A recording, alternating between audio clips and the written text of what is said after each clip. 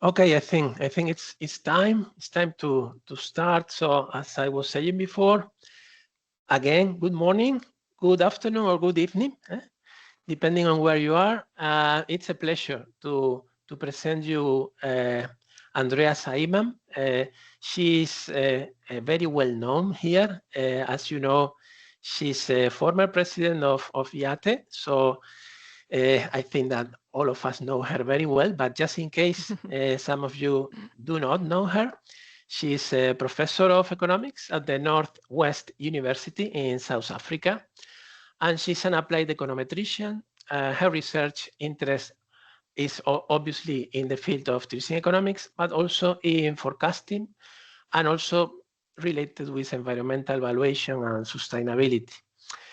Um, Nowadays, she's also the vice president of the Tourism and Hospitality section of the International Institute of Forecasters. And she's presenting a very interesting paper. She's still working on that, so it's a work in progress version. And she is interested in festivals and more precisely in why are the crowds shrinking. That's the title, a pseudo panel analysis of Africans festival demand. So it's a matter of understanding the demand of festival for some time, but it's better. It's better to let her know, to let her start talking about this. So whenever you want, Andrea, it's a pleasure. Thank you, Juan Luis. Thank you for the kind introduction. And to start off, also thank you to Oriol and Veronica who invited me, and for this great initiative. I think it's really a nice initiative to have this seminar series going. So I'm going to start sharing my slides. And as Juan Luis indicated, it is a work in progress, and it's work in progress that I'm doing with my co-author and also my colleague, Almarie Slabbert, also from Northwest University. So I have decided on using sort of this type of approach and talking a bit about festival analysis, because all of our previous analysis and all the papers that we spoke about up to now have mainly used secondary data. But as tourism economists, we also use a lot of primary data. And primary data collection is unique data collection, and it comes with its pros and cons. But I thought, let's talk about what can you do with primary data, especially if you have primary data that you have over a couple of years. Um, so so the focus is on festivals. And we all know that tourists travel for different reasons. And one of those reasons is to enjoy cultural events or to engage in cultural consumption.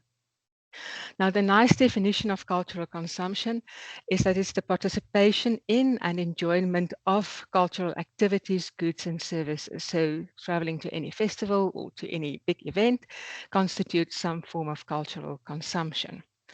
Now, one of those things that have become quite important over the past couple of years are cultural festivals, since they provide a unique and engaging form for us to engage in cultural consumption. Um, at these festivals, you can engage with artists through cultural expressions, such as music and performance, but also it promotes social inclusion and cultural cohesion amongst the groups that are attending it. And it allows you to develop, expose, and participate in artistic content. And therefore, it has become a quite important player in modern day cultural consumption. Now, if we look at the determinants of cultural consumption through festivals, we know that they are influenced by a combination of factors, and these include economic conditions. It also includes socioeconomic and socio-demographic factors, as well as institutional factors. So the demand for cultural goods are therefore highly unpredictable. And that is because people's tastes and trends, what is in and what is not in, is also changing all the time. And additionally, it's also constrained by consumers' limited budgets and their limited time as well. So our research takes place in South Africa, If you don't know South Africa or you haven't been here, we are a multicultural society with 12 official languages, of which sign language became official the 12th official language just a couple of years ago. And since the democratic elections, the first democratic elections in 1994, we have seen a dramatic growth in cultural festivals in South Africa. Now, within the research, there's reasons why cultural festivals are seen to be important. And for example, Snowball and Antrobus state that they improve the lives of individuals, create positive economic effects for the towns or places where they are hosted, and it leads to social cohesion, which in the post-democratic time in South Africa was something really needed, and hence we have seen an extreme growth in cultural festivals. So one of the cultures is the Afrikaans culture. And the first Afrikaans cultural festival was the Klein Karoo National Arts Festival, which was held in 1995. Now, after the success of that festival, and it's still a continuing festival, we saw the growth of Afrikaans cultural festivals to grow to 5 festivals by 2010. And then we also saw during COVID-19, South Africa had really strict policies. The cancellation of the festivals for 2 years, 2020 and 2021, saw no cultural festivals. But even and after the cultural festivals opened, the landscape looked different. But even before the pandemic, there was already a noticeable decline in the demand for these festivals. And what we are wondering is, what is causing this decline in demand? So we use trends and we analyze trends within the Afrikaans festival scene to identify both the macro or the external drivers and the micro or internal individual drivers of the decline in spending at these festivals. So in terms of literature, our research links nicely with the Butler's tourism area life cycle model, which indicate that any tourism product or area goes through certain stages of development. I think we are all quite well known with this, from exploration to involvement to development and consolidation and then stagnation. And then the choice is obviously either decline or rejuvenation.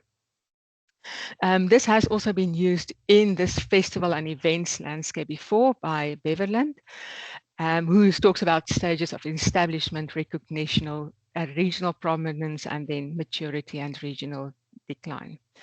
Now, in this context, we can also look at alternative trajectories such as continuation without growth or even sudden cancellation, which is probable in festival cases. In terms of cultural consumption, we know that the value of any cultural good is created through the consumption. And this is for theaters, for cultural festivals, for music festivals, etc. And there's quite extensive research on how there's multiple consumer identities that link with different forms of consumption, of cultural consumption. So we have the passive versus the active cultural consumers. And in a way, I think we are all cultural consumers, at least passively. Listening to music is a passive form of cultural consumption, for example. But then you have your much more active cultural consumers who tend to go out to festivals, to visit shows, to go to theaters, etc. Then the research also shown that there has been a breakdown in this traditional divide between what they call high culture and low culture. So with high culture being seen as classical performances and dramatic art, etc., while low culture is seen more as popular music, etc. And Rubet and Rohev talks about the engagement, disengagement dimensions of cultural consumption, when sometimes you engage with a certain genre and then disengage again. We also know from the literature that cultural consumption patterns are influenced by a lot of things, such as your social and demographic factors, that's education, gender, age, income, ethnicity. Then also intrinsic factors like your internal motivations, past experiences, and habits that you form over life, but also by festival-specific factors such as price and accessibility, the type of festival, the advertising that they use, etc. So we can group them into demand-side factors and supply-side factors, with the demand-side factors coming from obviously the you and I who have a demand for cultural goods to consume. And the research have found that age is often a factor, with those that's being older tend to have higher demand for cultural consumption goods, especially if you look at the higher culture options. The same with education. Gender, we often find that females tend to spend a bit more. They are more likely to engage than males, but there is sort of mixed evidence there as well. Income has traditionally been a very large determinant of cultural consumption, especially for your higher your high culture goods like classical music events, etc., where those with higher income could actually afford to go. But nowadays with the festivals, it's not that clear that income is playing such a big role. Ethnicity plays a role, especially when it comes to cultural differences.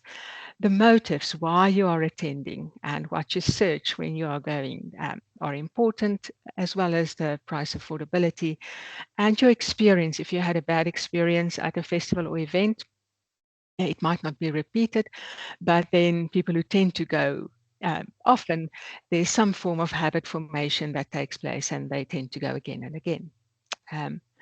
On the supply side, we have different things like the type of cultural good that's being sold. As indicated, there's lots of different cultural goods that can be consumed, from your lower type of goods, your popular type of music, to your higher type of dramatic theatre. The festival organization, how good they are, how the operations, is it working, is it not working for you? Competition plays obviously a role, and as we've seen, this has increased in South Africa quite significantly. This leads to the point of market saturation, where there's research, so when is the market saturated? We've also seen that the loss of novelty can lead to stagnation and decline. And something that goes hand in hand also with demand side factors is resource deficiencies. So if there's not enough funding available for artists and to have productions and festivals, it does decrease the supply thereof. And then lastly, advertising and promotion plays a role. So just to give you a background to South Africa and the various Afrikaans festivals, I've put up a map of South Africa. So it is quite a large in terms of land size, and therefore distances are quite far. So for example, if you have Cape Town down here, I don't know, it's sort of half down with number 3 down here. If you have Cape Town, from Johannesburg to Cape Town is a 2-hour flight, for example, just to give you an idea. So it is a large country, and it takes time to move around. So I've indicated the festivals with numbers on the map. So the first festival was the Klein Karoo National Arts Festival, or popularly known as the KKNK, which was first held in 1995 and is still going. And it is in Oudtshoorn, which is a small town in the Southern Cape area. So it's also the closest airport is George, and there's about an hour's drive from Oudtshoorn. So following the success of the KKNK, the Art of National Arts Festival started in 1998 as a festival, Afrikaans festival, in the north of the country and not in the south. So that's number 2. This is in my town, so Potchefstroom. So if you ever wondered where Potchefstroom and Northwest University is, that is where we are. Just about an hour and a half from OR Tambo International Airport. So this is where we are located, and this is also the location of the second arts festival. Then the third festival is the Woordfees, which is like a word word festival, if you want to translate it directly. And that was held for the first time in the year 2000 in the town Stellenbosch, which is again down here in the Western Cape, close to Cape Town. So about an hour's drive from Cape Town. And that specifically celebrates Afrikaans poetry and literature. And then in 2001, the Volksblad Arts Festival was also hosted in the Free State in Bloemfontein. This is here in the middle of the country. And now that festival has evolved now into the Free State Arts Festival that includes more cultures than just the Afrikaans culture. And then the fifth one is then the Inibos Arts Festival, which directly translated would be like in the forest, or so Arts Festival. And that was the first time held in 2004. And as you can see, it's here close to the Kruger National Park in a town called Nelspruit.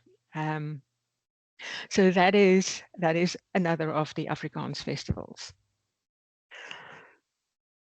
So what have we done in this paper? So we are specifically looking at two of these festivals, and we are looking at the Inebos Festival, the one in Nelspruit, as well as Artklub's Arts Festival. And the reason is a bit, availability of data. So we have done research for these two arts festivals for a couple of years, and hence we have quite a huge database of data for these arts festivals. So we obtained ticket sales data from the organizers from 2004 to 2024.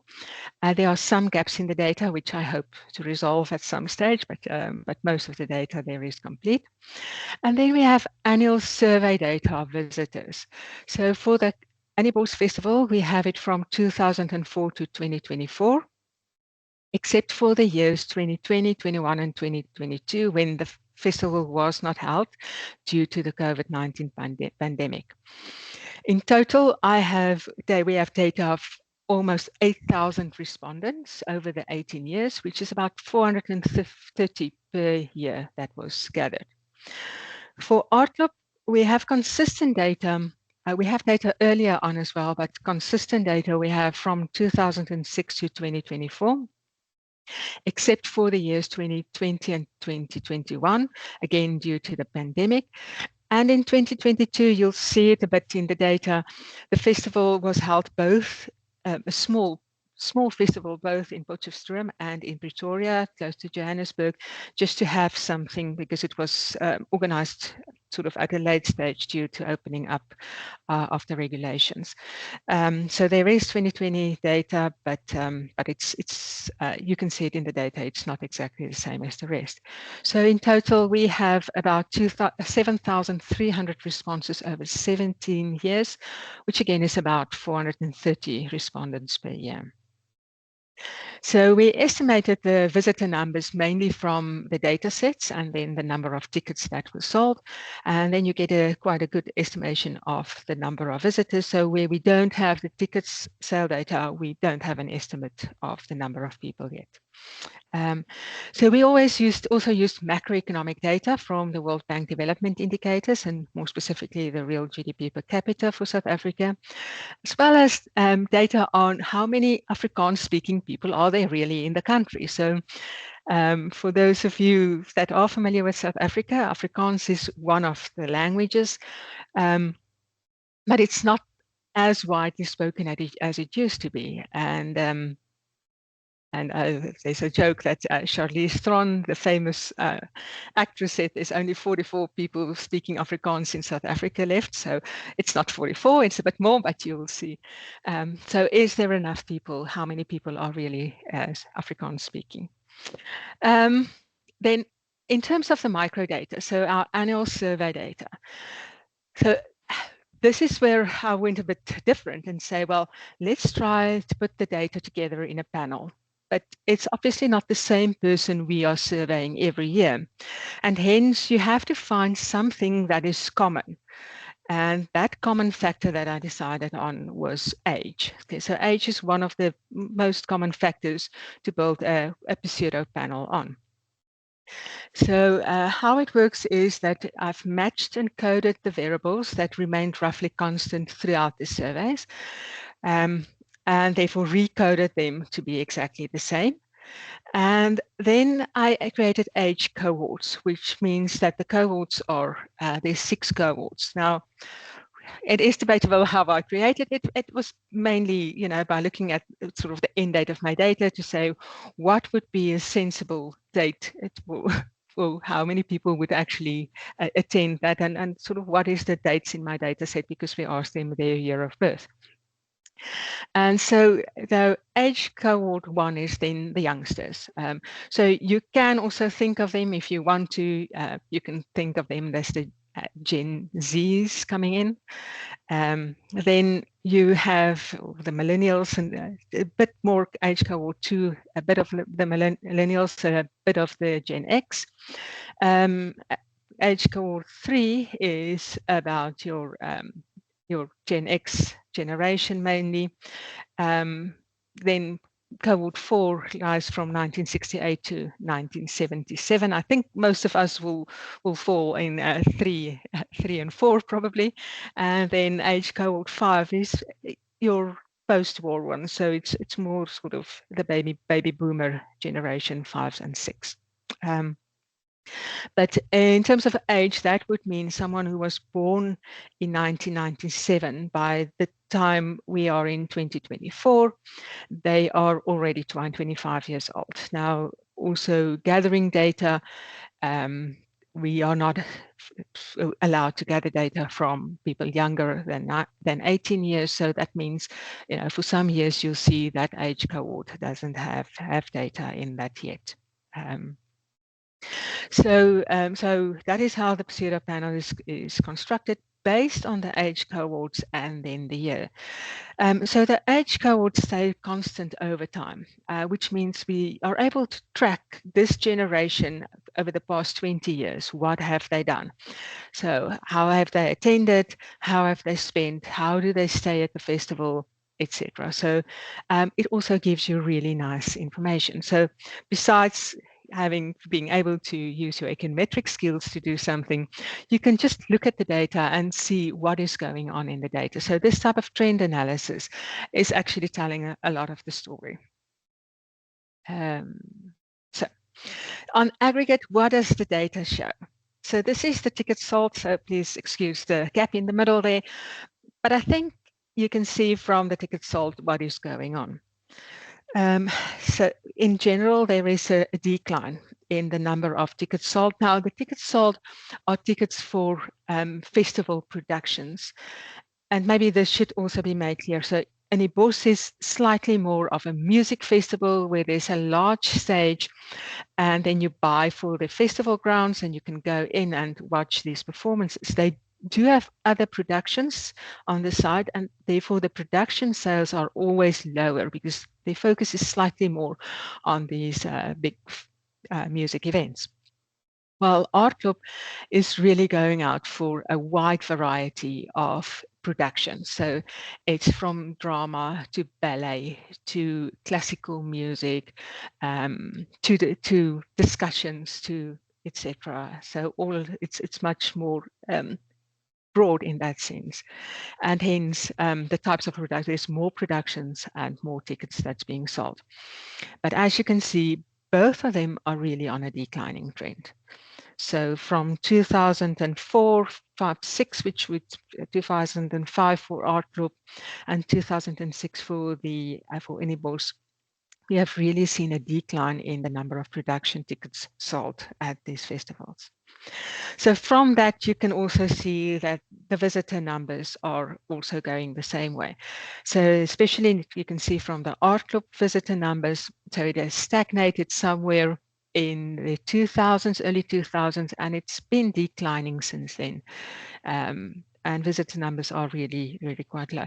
Notice the 2002 anomaly that I spoke about. Well, IATE still showed a large increase of visitor numbers up to about 2012, and from there onwards, really a steep decline and a bit of a stabilization during the last couple of years. So if we think of Butler's tourism area life cycle hypothesis, we can clearly see this is festivals that's in a stagnation to declining phase, and hence there is a need for rejuvenation and saying what can be done about this. If we now look at the macro data, so what is happening in South Africa?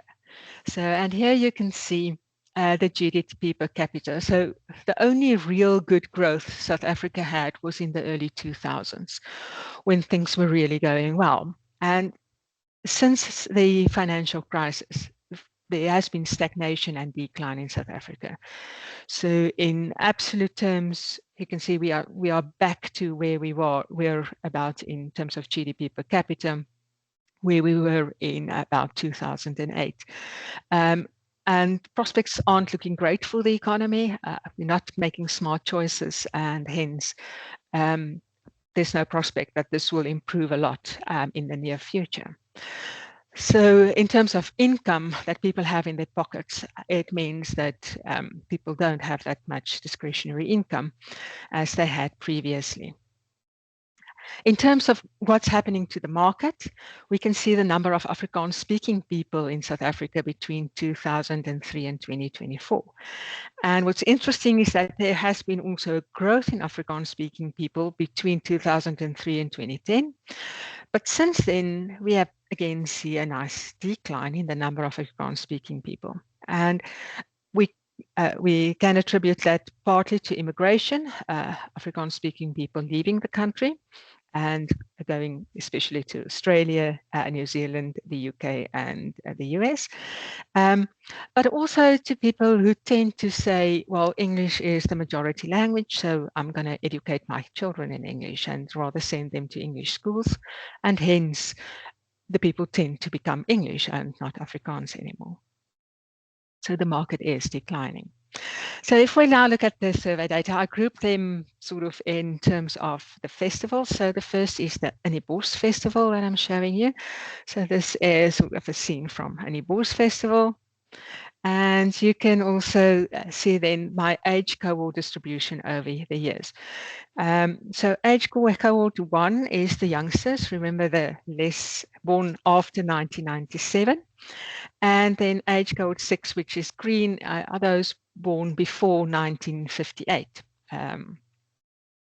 And well, since we can have some, how would I say it, survey bias here. So because it's sort of, we send out field workers and they ask people randomly, but I mean, they can sort of target a market. So I won't read too much into it, but a bit sort of on what's the trend. So 1 year might be anomaly, but if we see the same things over time, we know what's happening.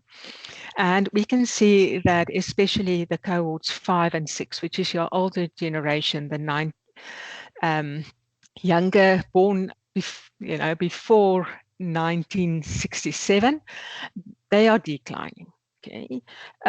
We see slight decline also in those born from 1968 to 1977. Okay. But and then we see large growth in sort of the young market coming in. And this is expected. People get older, so they are not that mobile anymore, not keen to attend these festivals, while the younger ones should then take the place of the older ones. But if we now look at the percentage in each cohort that tend to buy production tickets over all the years. So we know cohort 1 are the youngsters. So remember though, when they are not there, it's not zeros. It's sort of, we just take the data that we have.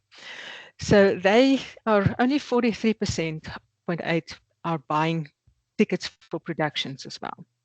The same for cohort 2, less than 50% are buying production tickets. So those who bought production tickets were the older generation, the cohorts 4, 5, and 6, those born before 1977. They are attending the productions, the theatre productions, etc. Also, you see the same in the average number of tickets they are buying. It's the older generations that are buying tickets, and they are on average buying more tickets than the younger generation. And hence this also explains to us why we see this decline in tickets being sold, because the older generations are declining in attendance because they are getting older, and the younger ones are not that keen on buying tickets for productions. So maybe it's a year thing, and well, year-wise, it seems to be a bit more random. So it's not as we can say over years, it's just declining as people are just more likely or less likely to buy. So this seems to be linked to what is on offer at the festival. So this is where the supply side comes in. So when there's lots that people want, they tend to buy more tickets, and you can see it in both the top and bottom graph.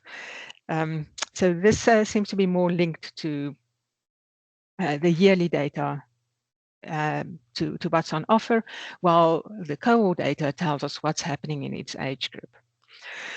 So also using the CPI to make the spending real, we get the real spending per cohort. Now we can see for the Bos Festival age cohorts 4 and 5, they are your huge spending cohorts, so they're on top. But we can see they are also declining in terms of spending. Not only are there less people coming, but their spending is declining. And we can see age cohort 1 and 2, which I'm missing somewhere on my screen. They are, I don't know how the data got lost, sorry about that, but they are not filling this gap. They are also still not spending in real terms, increasing their spending. So you have the older people who tend to attend productions who are now attending less, and they are spending less. And the youngsters are not buying tickets and they are not spending more. Days at the festival, this seems to be a bit more random, bit of a declining trend, but slightly more random. But it's difficult to say if it's increasing or decreasing. Slightly decreasing trend going on, a number of days that people spend at the festival. So putting this all into a panel estimation where we have the log of real spending as the dependent variable, we can see what is sort of determining how much people are spending. And we can see income does play a role. And the coefficient is quite large, which means we are looking at a luxury type of product. Cultural consumption at festivals do remain a luxury good. The number of, if you buy show tickets, yes or no, then obviously you are then also spending more. And we can see this is a significant effect. At the Bos Festival, females are spending actually more, but there is group sharing taking place. So if I travel in larger groups, I tend to pay less. Sharing of cost is happening. And then there's some effect for people coming from the two neighboring provinces, the KwaZulu-Natal province and Gauteng province. They tend to be spending more than the rest of the provinces at the festival. So just sort of a summary of what we are seeing. We are seeing a changing age composition with a sharp decline in the age cohorts of 5 and 6, which are 58 years and older people, and also some decline in the age cohort 4, which is the 48 to 57-year-olds. Okay, these are the age cohorts that are more likely to buy tickets, and on average, they are buying more tickets. So it's not a wonder we are seeing a declining trend in tickets being sold. So spending is declining as well as a slight decline in day spent at the festivals. So the high spending cohorts, that in this case is cohorts 4 and 5, shows a decline, and the younger cohorts are not filling the spending gap. Our regression analysis show high income analysis in elasticities with indicating that festivals are luxury goods, females spend more, so do neighboring provinces, cost sharing takes place, and if you buy tickets, you are a higher spender than if you are not buying a ticket. So if we now look at Art Club National Arts Festival, we again look at the cohorts, and you see a roughly similar thing going on, except cohort 5 seems to be sort of a bit more persistent, and cohort 4 as well. But what is interesting here is that cohort 3 has really lost interest. So since about 2010, 2011, they have been a declining cohort. And age cohort 3 is those born in 1978 to 1987. These are the ones that should now actually spend a lot. They are the ones becoming the older generation. And they are not attending this festival. But there is uptake on the younger generation, and we can see age cohort 1 and 2 is stepping in. So they are coming to the festival. But similar pattern that we see with Annie Bos. So notice in age cohort 6 and 5, more than 3/4 of those attending the festival are buying show tickets. And if they are buying on average more than 7 tickets for more than 7 shows, which is quite a lot.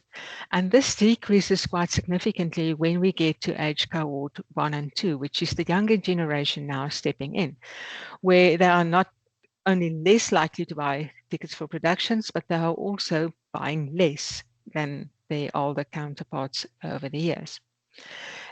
We find a similar type of trend going on in terms of years to say, well, this seems to be much more on what is on supply. So if it's on supply and we like it, we're going to buy more.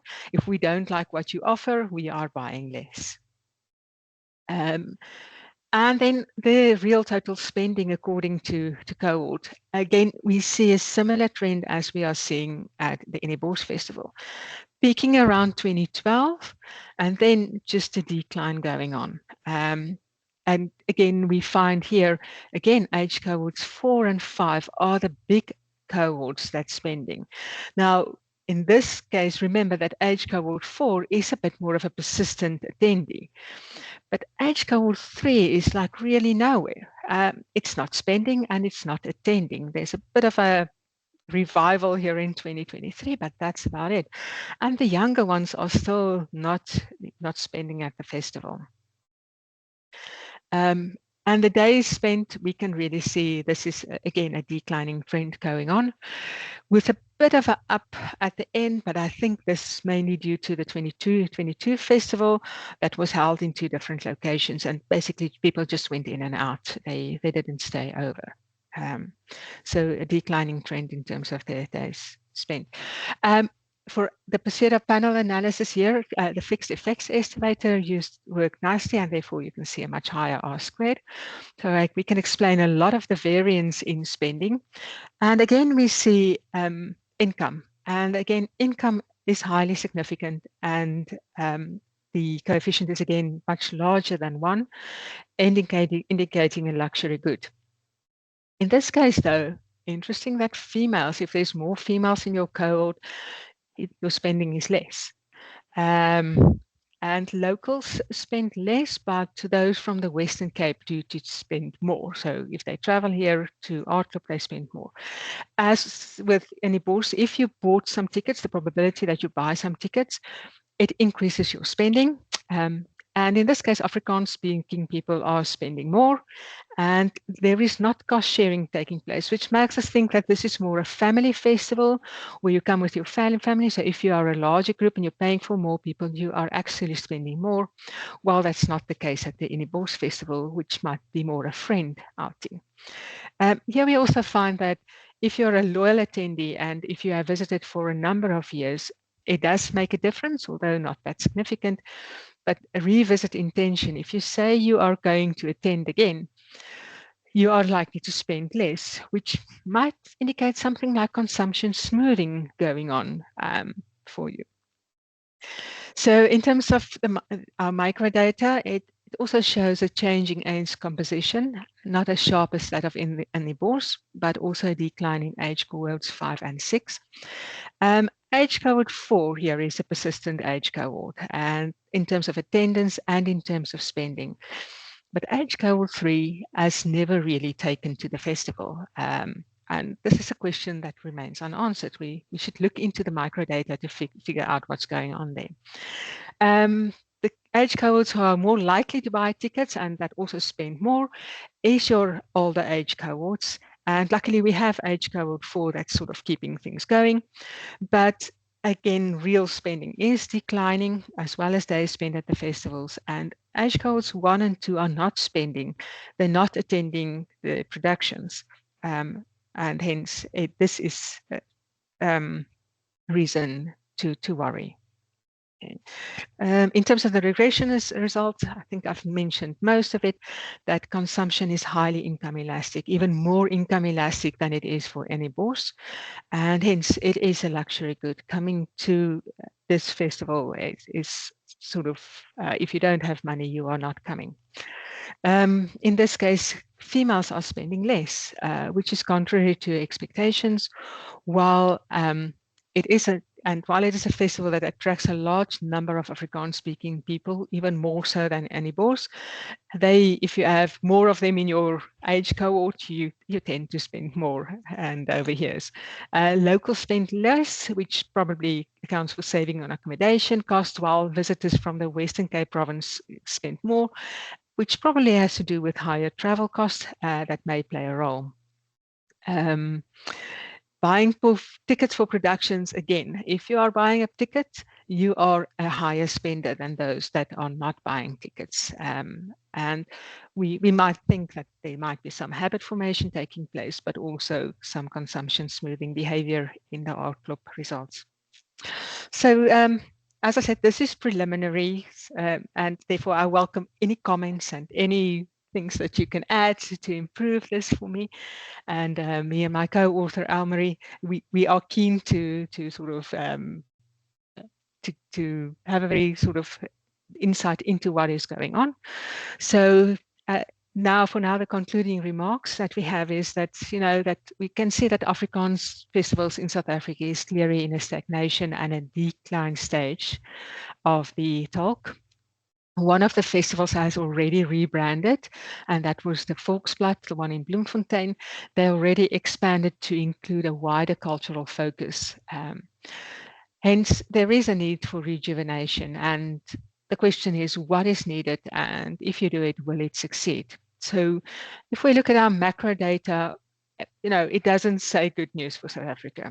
Okay, the Afrikaans-speaking market is declining. And that means the market that is attending these festivals are declining. So is the question, are there too many festivals for the current market, or is it, or are there other factors at play?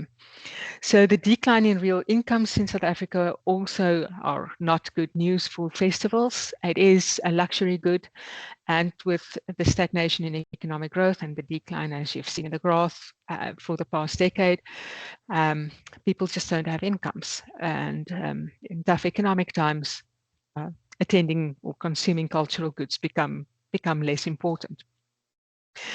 We can see that festivals show a decline in ticket sales, and we know also that ticket sales are an important determinant of spending at the festival. If you are buying tickets, you are spending more. So spending at festivals, we can explain a lot of the behavior just by looking mostly at demand side factors, by gender, ethnicity, habit formation, income. There we're already explaining 60 to 80% of the variance in spending behavior over time. So offerings in terms of reduction play a role, and we can see this in terms of the varying sales over the years. So what do our results signify?